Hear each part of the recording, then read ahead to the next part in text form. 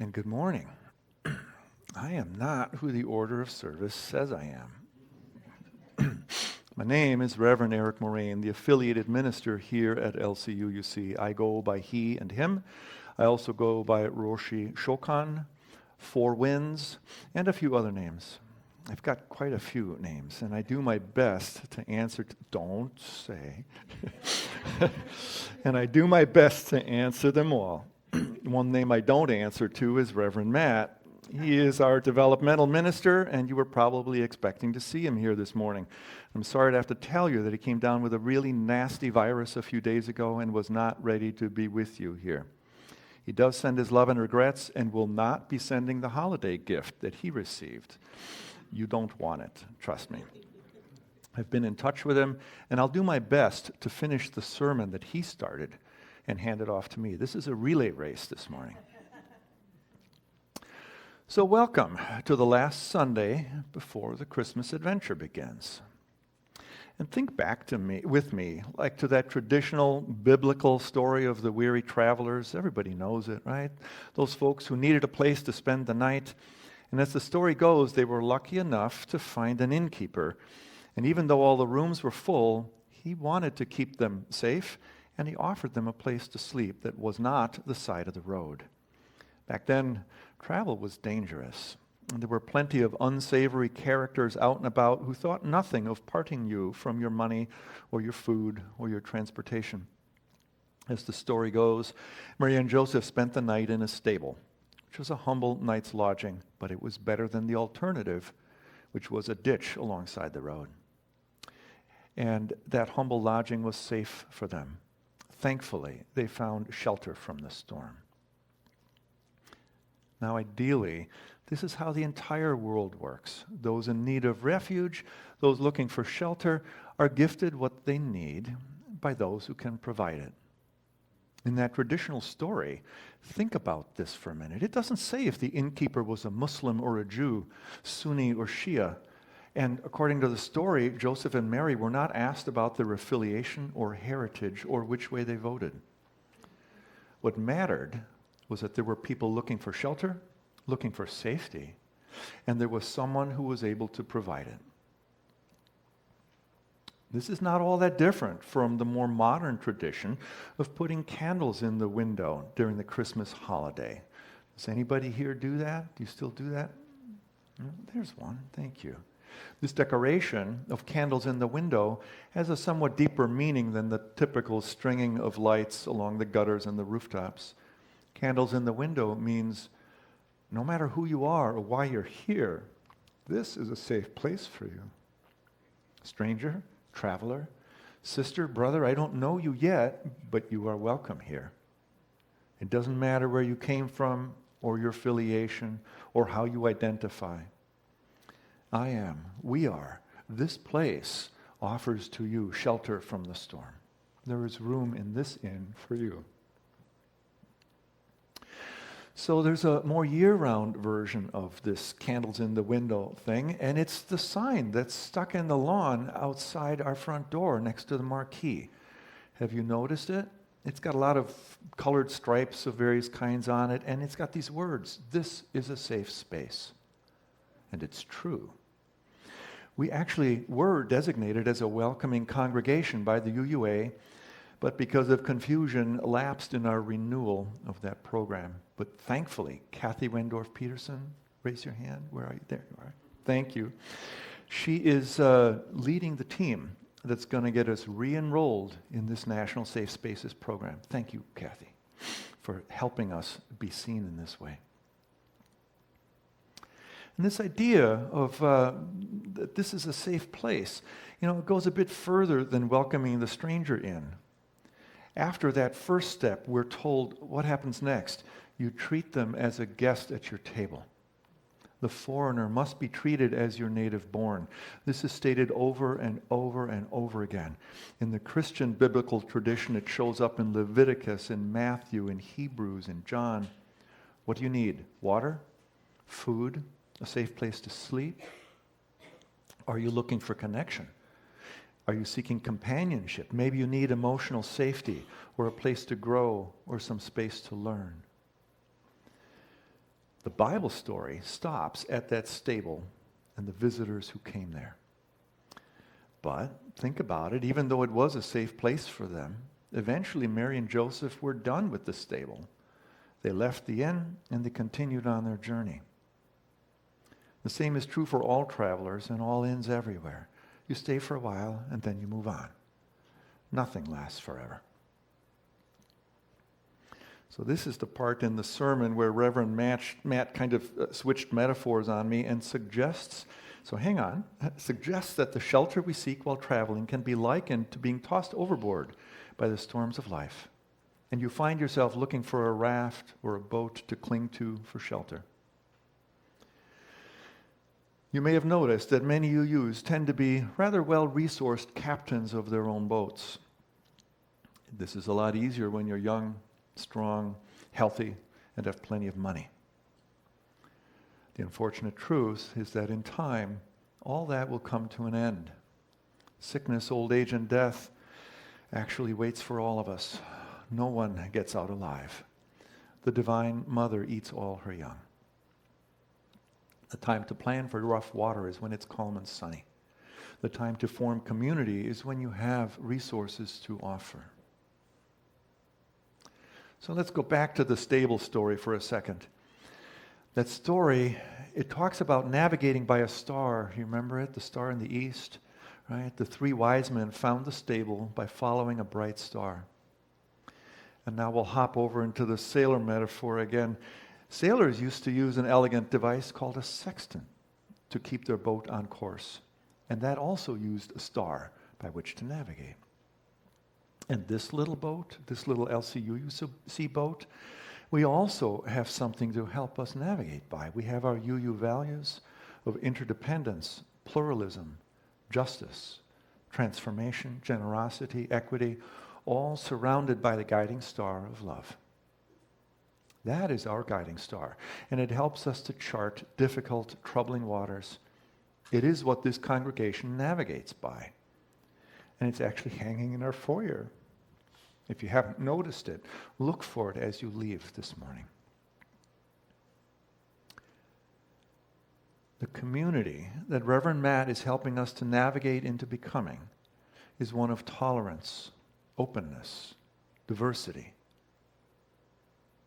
At some point, every one of us walked through those entry doors for the first time, having left the safety of what we know in search of something new, something different, seeking shelter of some kind. No matter who you identify as, the patronizing one, the woe is me person, the artist, the magician, the musician, the politicians, the annoying ones, the suffering ones, the gifted ones, the techies, the talented ones, the ones who are all thumbs, the underutilized ones, the under-resourced ones, the expert guides, and the ordinary ones. We all came here because we found something missing. Most of us decided it was time to change boats, or at least change the direction of the boat that we were in, because it wasn't working anymore. Time for a change. We were looking for salvation, some of us, not necessarily in the Christian sense of being saved from hell and the life hereafter, but likely in the more personal sense of being saved from our own ego issues, be they emotional, mental, or spiritual, be they self-inflicted or a consequence of conditions and circumstances arising. Perhaps you got in this boat so you wouldn't be alone in your struggle to find meaning and purpose in life. I can tell you that you are not alone. I see this community as my life raft, my boat in the ocean of life, guided by love and moving in a direction that works well for me. It just might work well for you as well.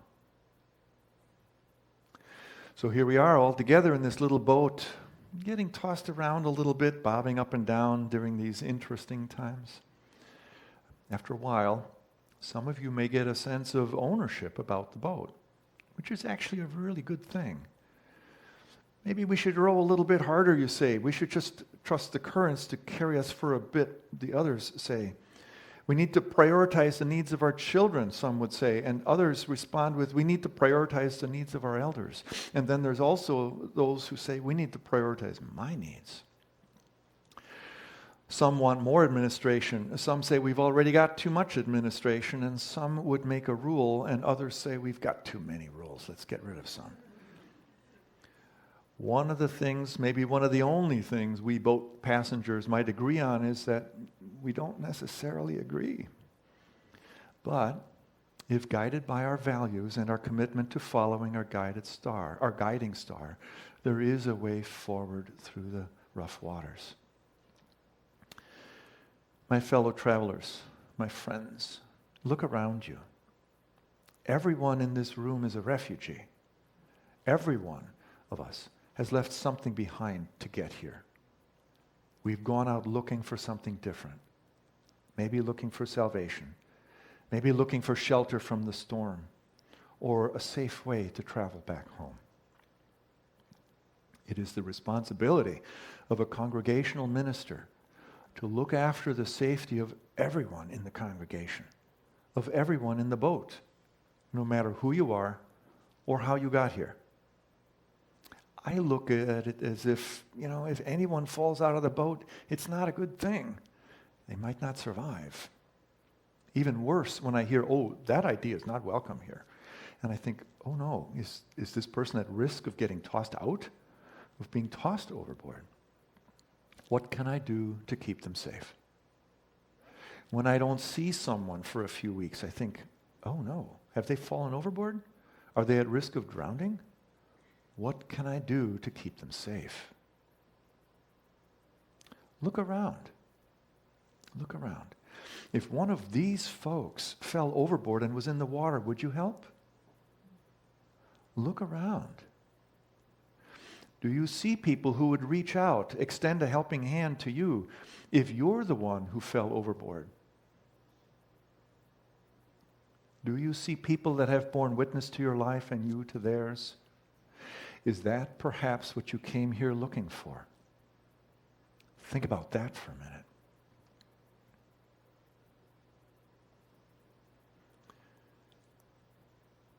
This boat is here to provide shelter for all who are seeking shelter. And I believe that it should be a part of every church's mission to love the stranger and to provide shelter in the storm. My family is a direct recipient of that kind of unconditional kind regard. No, it wasn't Mary who was a newborn mother and child. It was Tracy, and she was a newborn mother with child. She wasn't in Israel, but she was in Marysville, Kansas, which is kind of ironic. She didn't need a place to sleep, but because of confusing travel circumstances, she did need safety. And this was way back in the dark ages, in the days before cell phones. She was without a wallet, without her newborn child, and without her partner. That infant was with me, hours away, still back in Oklahoma. And much to the child's consternation, no matter how emphatically she expressed her desire, I was unable to breastfeed her, and she had zero interest in fake silicone nipples on bottles of apple juice. I tried my best to soothe her. And did I mention it turned into a typical hot mid-90s Kansas summer day with no air conditioning? Yeah, let's just say both mother and child and partner were very unhappy. However, because of the kindness and generosity of an unnamed priest in Marysville, Kansas, Tracy was able to eventually put enough gas in her car to keep driving and get to her final destination many hours away in Nebraska. This was a story of travelers far from home, struggling to make it under difficult conditions. Eventually, we did make it to the safety of our boat, our shelter from the storm, which this time was not a manger, but a friend's apartment in Lincoln, Nebraska. And it was only because of the kindness of that stranger. Now, there are some in the world who think they don't need help and they can get by on their own, that they're strong enough and they don't need anybody else to survive. And I'm here to tell you that might be a great movie plot, but in the real world, it's not true. It has never been true. And if that isn't clear to you, insight is not deep enough. This doing it my way, this going it alone business, that is part of the American mystique. You know, the great John Wayne, Lone Ranger, Jack Reacher, Tom Cruise, Lara Croft fantasy. Just one person with the right stuff is all it takes. Self-reliant, self-sufficient, powerful, and strong, needing nothing from anyone. Well, nothing except in the Lone Ranger's case, a saddle maker, a horse breeder, a gunsmith, and the grocer. In Lara Croft's case, the laptop repair person, the plumber who fixed her water heater, the barista who fixed her espresso, and the tailor who made the clothes she wears. And for us this morning, let's not forget the cleaning staff and the form and function folks that made this sanctuary friendly and nice for all of us to use this morning. So let me tell you again, it's not possible to go it alone. The Lone Ranger only exists in Hollywood. We are all interconnected, and we are all very much interdependent on each other for our safety and for our survival. Community is the boat we've climbed into, and love is the star by which we navigate. And what if our theology is we all need each other?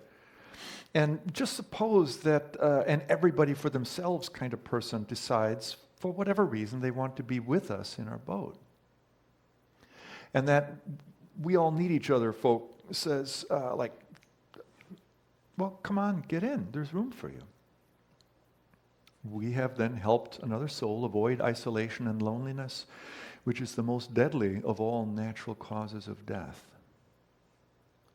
We agree to take care of each other, even if we don't agree on everything. Even if one of us is an everybody for themselves person. This is what love calls us to do. This is what that baby in the manger in Nazareth invited us to do. This is what nature shows us how to do. And it can be reduced to a very simple phrase. I need you to survive. We are better together. That's got a ring to it, doesn't it? There's even a song by Jack Johnson called Better Together. Look it up. Yeah, it's always better when we're together. Right? So that's all pretty and poetic sounding and nice and everything, but what about the real world? What if that everybody for themselves person decides the boat isn't going in the direction they want it to go, and they do their best to make it change direction? And what if we talked about it a lot and no one changed their mind about which way to go? The democratic decision was to stay the course. Let's keep going this way. But the everybody for themselves person was really sure the right way was that way.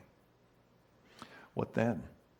We cannot actually go in two different directions at the same time. Sometimes it means this is the right time for a person to switch boats. What then? What should we do then? Well, if we're true to our principles and the value that love will guide us, the only thing to say would be, so long and thanks for all the fish. No, not really. That's Douglas Adams, right? You know that, right? Yeah. What Reverend Matt would say is, thanks for trying your best. Thanks for your help. It was good when it worked for everyone. It was good to have you on board when it worked for all of us. Sorry you couldn't convince everyone to go that way. We're sticking to going this way.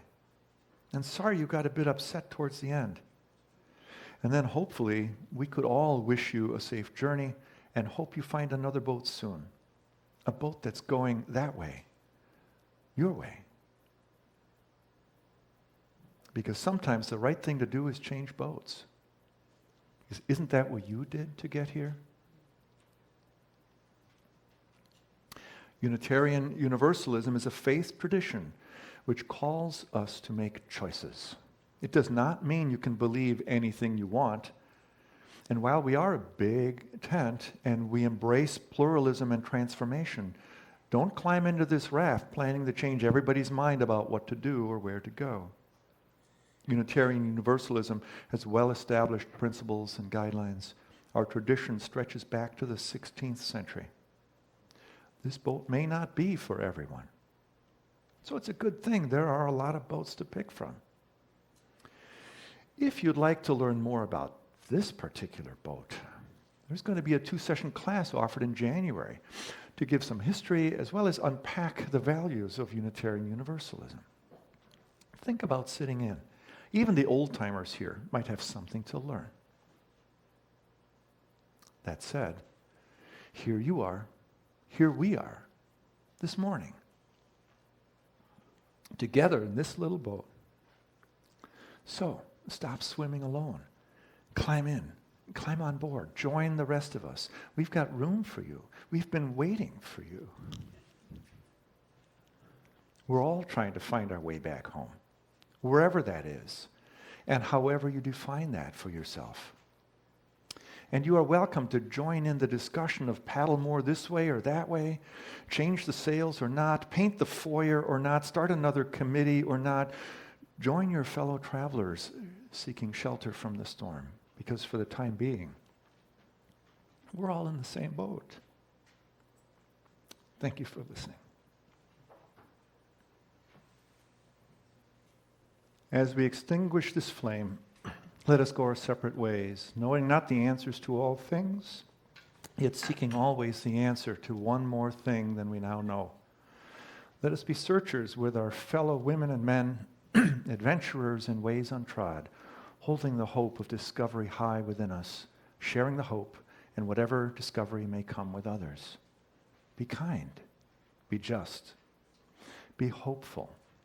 Keep the flame of justice and love burning until we meet again to light it anew. So in the end, it won't matter how much we have, but how generously we've given. And it won't matter how much we know, but rather how well we've lived. And it won't matter how much we believe, but how deeply we've loved. So thanks for coming today. Please come again. We've got lots more in store for you. A couple of days from now, December 24th, Christmas Eve, we'll have a contemplative service filled with music and stories, helping to focus on the deeper meanings of Christmas. That starts at 4 o'clock. And then, on Christmas Day, the 25th, join us as usual when our very own Maestro of Muffins, beloved brownie bellissima benefactor, our captivating cookie conjurer extraordinaire, Claire Johnson, will host an informal open house, sharing coffee, tea, stories, and maybe a few nibbles in the social hall. So go, grab some coffee, and if you're interested in more conversation about today's sermon topic or anything else related, join me in room 2 in the comfy chairs in about 15 minutes for a second hour conversation. Thank you.